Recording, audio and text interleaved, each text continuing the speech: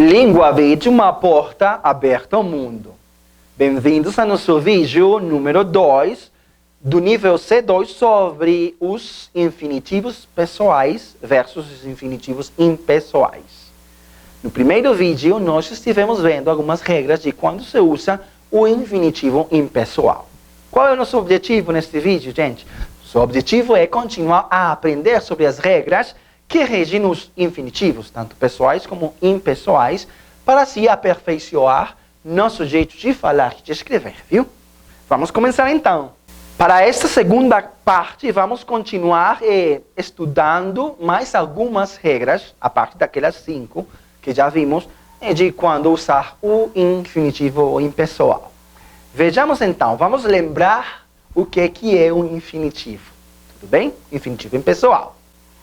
Lembremos então que o infinitivo impessoal é quando se diz que um verbo está no infinitivo impessoal. Isso significa que ele apresenta sentido genérico ou indefinido, não relacionado a nenhuma pessoa, e sua forma é invariável.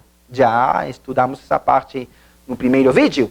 Assim, considera-se apenas o processo verbal. E vimos um exemplo onde está o verbo em infinitivo impessoal. Viver é amar. Aí temos o verbo viver e o verbo amar. Ambos os verbos em infinitivo impessoal. Ambos os verbos estão em sentido genérico ou indefinido e não estão relacionados a nenhuma pessoa. Quem vive e quem ama, não sabemos. Não é você, não é ele, não é ela. Então é um infinitivo impessoal. Tudo bem?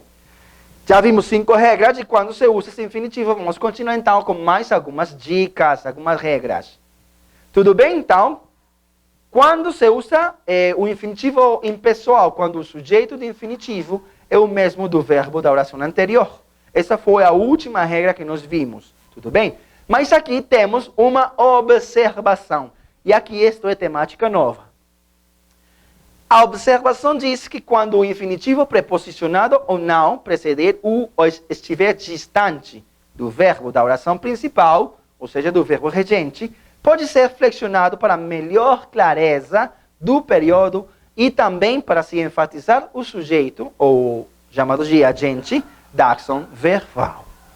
Observação, então, quando o infinitivo preposicionado ou não, ou seja, pode estar preposicionado ou não, preceda o esté distante del verbo de la oración principal, que es el verbo regente, puede ser flexionado para que haya una mejor claridad del periodo y también para que se enfatice el sujeto, o sea, el agente de la oración, de la acción verbal. Miremos qué significa todo eso. Acuérdense que esto es una observación sobre la 5ª regla que ya vimos el video pasado. Tudo bem, vamos ver o que significa todo esse papo aí que está escrito. Para estudar, estaremos sempre dispostos. Observem essa frase. Para estudar, estaremos sempre dispostos. Para estudar, estaremos sempre dispostos. Nós estaremos dispostos a estudar com quem? Essa é a pergunta. Será que nessa frase está claro que nós estaremos dispostos a estudar com alguém? Dice, para estudar estaremos sempre dispuestos. Pero siempre dispuestos a estudar com quem? Não se sabe com quem, verdade? En essa frase não está claro. Tudo bem, gente, nessa frase não temos claro se nós estaremos dispostos a estudar com quem. Com quem estaremos? Com ele? Vamos reemplazar. Para ele estudar, estaremos sempre dispostos. Para ele estudar, sempre estaremos dispuestos. Mire que aí a oração cambia. Já é para estudar, para que ele estudie, nosotros siempre vamos a estar dispuestos. Ahí ya hay más claridad, ¿verdad?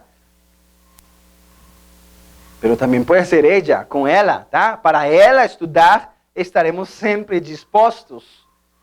Aí também já não existe ambiguidade, já sabemos que é com ela.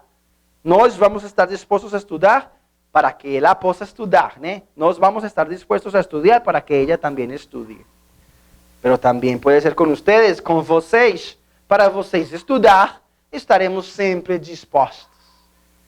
Aí então, na primeira oração, não fica claro, não é claro com quem estaremos dispostos a estudar. Com ele, com ela, ou com você, ou com vocês, ou com eles, ou com elas. Não está claro. Tudo bom? É por isso, então, que se flexiona o verbo para que exista melhor clareza. Por isso, flexionamos o verbo. Para estudarmos, aí flexionamos o verbo estudar. Está vendo? Para estudarmos, já está flexionado.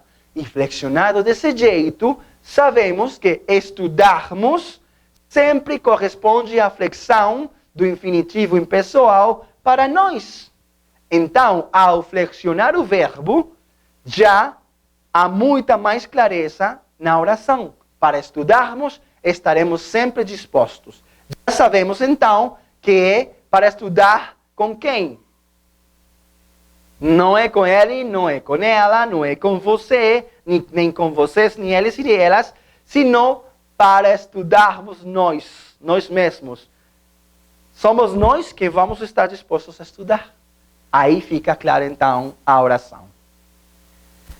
Muito bem, mais uma regra. Esta é uma regra número 6, continuando com a quinta, que terminamos no vídeo anterior.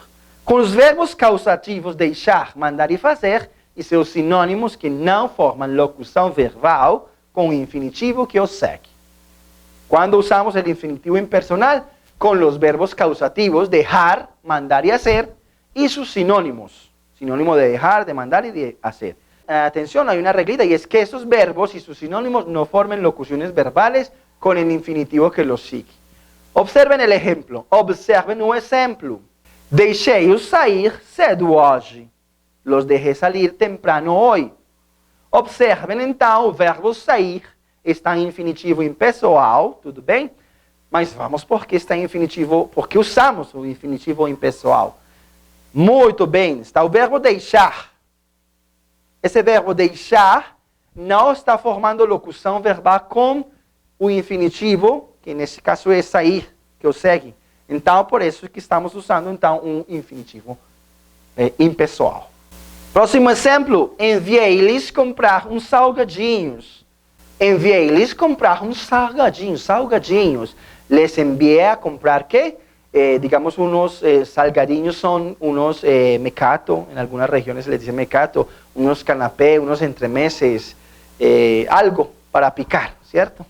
Lo que se come entre las comidas como para picar, para calmar un poquito el hambre. Esos se llaman salgadinhos, ¿tudo bem? Vamos lá. Enviei-lhes comprar uns salgadinhos. Observem que o verbo comprar está em infinitivo impessoal. E por que está em infinitivo impessoal? Porque o infinitivo impessoal se usa com os verbos causativos deixar, mandar e fazer. Neste caso, enviar é um sinônimo de mandar. Então, está se usando o infinitivo impessoal. E não está formando uma locução verbal. Tudo bem? Não está formando uma locução verbal com o verbo, com o infinitivo que o segue. Próximo caso no qual nós devemos usar o infinitivo impessoal. É o caso com os verbos sensitivos. Sensitivos porque são do senso, né? Verbos sensitivos de los sentidos. Quais são os verbos de los sentidos? Pues ver, oír e sentir. Ver, ouvir, sentir. E todos os sinônimos de ver, ouvir e sentir deve-se também deixar o infinitivo sem flexão. Sem flexão.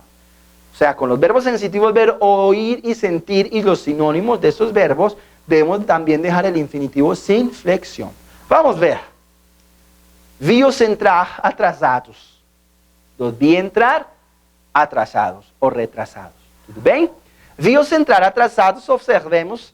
Entrar, está o verbo aí, infinitivo impessoal. E o verbo deve deixar-se em infinitivo impessoal. Por quê? Porque está se usando com o verbo sensitivo, nesse caso, ver. Vi-os entrar atrasados. Tudo bem? Mas vamos trocar esse verbo ver por um sinônimo. Vamos pelo sinônimo olhar, mirar. Nesse caso não é que los vi entrar atrasados, sino que los miré entrar atrasados. Então, olhei-os entrar atrasados.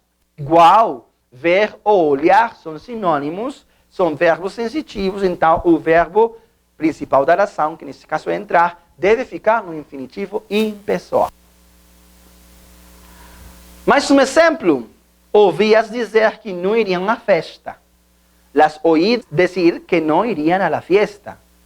Estamos usando o verbo dizer em infinitivo, impessoal, porque estamos usando o verbo sensitivo ouvir. Neste caso, então, posso também substituir por um sinônimo, por exemplo, escutar. Ficaria escutei-as dizer que não iriam à festa. Observações dessa última regra. É inadequado o emprego da preposição para antes dos objetos direitos de verbos como pedir, dizer e falar, y seus sinónimos. Atención entonces, es inadecuado el empleo de la preposición para antes de los objetos directos de los verbos como pedir, decir, hablar y sus sinónimos. Observemos. Pediu para Carlos entrar. Estamos usando o verbo pedir. Tudo bem? Essa preposição para é inadequada. Não deve estar aí. Por quê? Porque é inadequado fazê-lo com os verbos pedir, dizer e falar e seus sinônimos. Então, para deve ser tirado de... Pediu para que Carlos entrasse. Muito bem, estamos usando a preposição para mais uma vez. Então, devemos tirar esse para. E a frase ficaria, pediu que Carlos entrasse. Esse para que Carlos entrasse não deve ser feito. Tudo bem? Aí se está correta a oração. Claro, então, essa observação. Temos outra observação. Quando a preposição para estiver regendo um verbo, como na oração, este trabalho é para eu fazer, pede-se o emprego do pronome pessoal eu, que se revela neste caso como sujeito. Se pide que el empleo del pronombre personal yo, y ese pronombre se revela en este caso como el sujeto que está haciendo la acción del verbo. Observemos. Esta salada é para eu comer. Esta ensalada é para que eu me la coma. Atenção então, estamos usando a preposição para, o verbo em infinitivo pessoal, comer. A preposição para aparece regendo esse verbo. E aí então temos que fazer uso do pronome pessoal eu, para que fique bem a oração. Esta salada é para eu comer. Esta ensalada é para que eu me la coma. Muito bem, gente, isso é tudo sobre o infinitivo impessoal. Muito simples, gente, verdade? Temos várias regras, algumas observações que temos que ter em conta na hora de falar e na hora de escrever. Tudo bom? Isso é tudo, gente. Vamos lá para mais outro vídeo, onde nós vamos falar sobre os infinitivos pessoais.